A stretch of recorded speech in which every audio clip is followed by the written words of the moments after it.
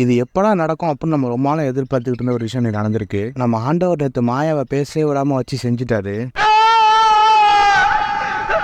அப்படின்னு நடந்துச்சுன்னா ஆண்டவர் வந்ததுமே இதுவரை நம்ம சிரிக்க வேண்டியதான் சிரிச்சிட்டோம், இப்போ கொஞ்சம் சீரியஸா பேசுவோமா அப்படின்னு சொல்லிட்டு இந்த நாமினேஷன் டிஸ்கஷன் பண்ணக்கூடாதுன்னு சொல்லிக்கிட்டே இருக்கோம். திருப்பி திருப்பி நீங்க பண்ணிக்கிட்டே இருக்கீங்க. இதுக்கு மேலே உங்களுக்கு புரியல அப்படின்னா உங்களை இங்க கூப்பிட்டு வச்சு தான் உங்களுக்கு புத்திமதி சொல்லணும் அப்படின்னு சொல்லி ஆண்டவர் சொல்ல மாயா, தினேஷ், விஷ்ணு, பூர்ணிமா எல்லாருமே ஷாக் ஆயிட்டாங்க. என்ன கண்ணீர் தார தாரையாக கொட்டுகிறது. ஏன்னா இவங்கெல்லாம் தான் நாமினேஷனை பத்தி அதிகமா டிஸ்கஸ் பண்றவங்க. அதுலயும் தினேஷ், விஷ்ணு கிட்ட எல்லாம் விவியை நான் பாத்துக்கிறேன், எம்பி நீ பாத்துக்கோ இப்பெல்லாம் பேசிட்டு இருந்தாங்க. தவறுதெல்லாம் வந்துருச்சுங்க, தப்பா நினைச்சுக்காதீங்க. அதுல மாயா சொன்ன ஒரு வார்த்தை என்ன அப்படின்னா, இந்த காக்ரோச் எல்லாம் ஃபர்ஸ்ட் ஒழிச்சு கட்டணும் அப்படின்னு சொல்லி சொல்லவும், அப்படி சொன்னீங்களே மாயா, அது யாரை சொன்னீங்க, எதுக்கு சொன்னீங்க அப்படின்னு சொல்லுங்க பாப்போம் அப்படின்னு சொல்லி ஓப்பனா கேட்டாரு.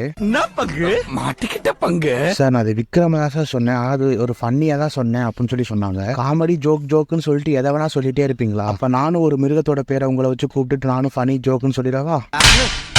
நீ கேட்ட ஒவ்வொரு கேள்வி என்ன செருப்பால் அடிச்ச மாதிரி இருக்குடா அப்படின்னு ஆண்டவர் சொன்னதோடு விக்ரம் உங்களுக்கு ஏன் கோவமே வர மாட்டேது இதுக்கெல்லாம் அப்படின்னு சொல்லி கேட்கிறாரு. அதுக்கு விக்ரமும் சார் அவங்க சும்மா ஜாலியா சொன்ன மாதிரி எனக்கு தோணுச்சு, அதனால சார் அதை பெருசா எடுத்துக்கல அப்படின்னு சொல்லி சொன்னாரு. பாத்தீங்களா, செல்லத்துக்கு ஒண்ணுமே தெரியல. கடைசி வரைக்கும் மாயாவை ப்ராப்பரா பேசவே விட நம்ம ஆண்டவர் வச்சு வேற மாதிரி செஞ்சுட்டாரு. சமீப காலமா கொஞ்சம் போரிங்கா தான் போயிட்டு இருக்கு. நேத்து கொஞ்சம் இன்ட்ரெஸ்டிங்கா இருந்துச்சு இந்த விஷயம்.